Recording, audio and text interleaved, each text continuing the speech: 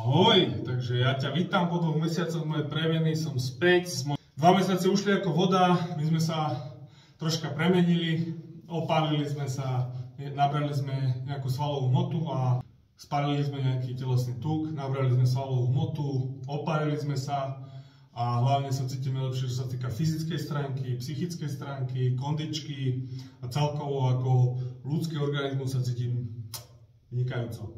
Takže pomene na to ideme sa odmerať. Biceps nám ukazuje 42,5. Nemám rád meranie. 100.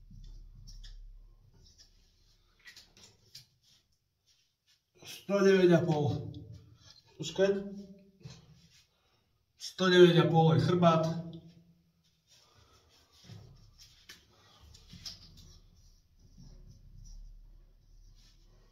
Pás je 81. Brúško 2 cm pod pupkom 83,5. Pardon, hej. 83,5. To už viem teraz, že sme šli dosť dole. Momentík. No jasné.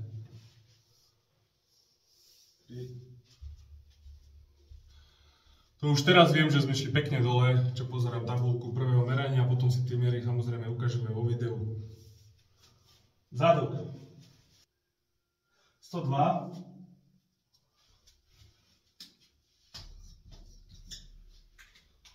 Stiehno 56,5. Moje lítka sú geneticky neobdarené. 37. Toto je naša premena po 2 mesiacoch, naše meranie. Vidíme progres, vidíme hlavne progres v bicepsi, v prsoch, chrbte, v páse. Pás išiel dole veľmi pekne, takisto aj brúško išlo dole. Narastlo nám troška stehno, lidko, genetika je genetika, nevadí, ideme sa vyhovárať. Máme iné prednosti, to je veľmi dôležité, že ty sa s nikým neporovnáva jedine sám zo sebou, každý sme geneticky inak obdarovaní. Ja mám napríklad väčšie ramená, niekto ich má menšie, zase má väčšie prsia, niekto má väčšie lítka a tak ďalej, niekto má chrbát, niekto má všetko, niekto nemá nič.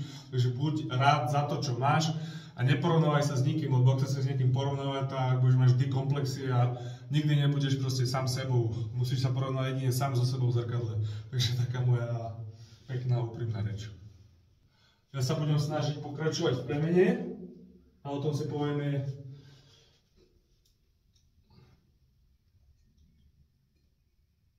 Každopádne mám radosť, pretože sa cítim veľmi dobre, cítim sa sviežo, cítim sa fit, lepšie mi to myslí, mám lepší, kvalitnejší spánok, hneď zaspím. Keďže som na nízkosacharidovej strave, tak môj mozog funguje oveľa lepšie, moje telo využíva ketóny na produkciu energie, čiže ako palivo, čiže cítim sa oveľa lepšie ako na sacharidovej strave. Každopádne teraz budeme pridávať sacharidy, aby sme sa snažili čo najviac nalepiť na seba svalové hmoty a ísť viac do objemu a naberali viac a viac sily. Takže o tom je to zatiaľ všetko. Ahoj.